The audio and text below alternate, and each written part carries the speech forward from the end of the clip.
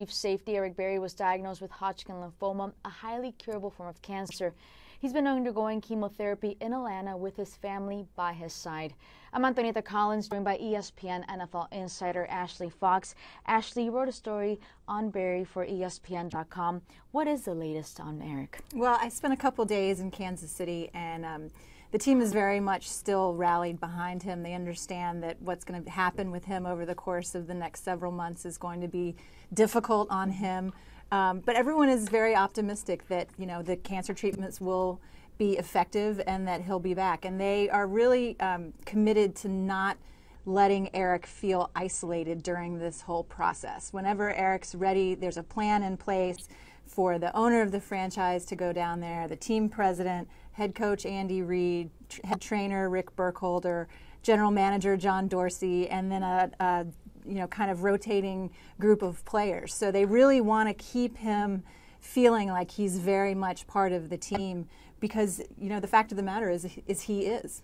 He is. And how is the team dealing with his absence? I think it's been hard on them emotionally. They lost a couple games after his initial diagnosis, and I talked to one of the players and said, was there an emotional hangover? And he said, I can't say that there wasn't. Eric Berry is, by all accounts, an incredibly popular player in that locker room. He's, the leader of the defense.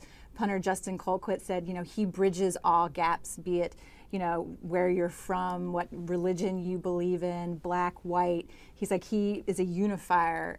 And, and then, of course, his production on the football field, he's, one of the best safeties in the game. So I think Justin Houston has taken over the leadership role and being the vocal leader that Eric Berry was.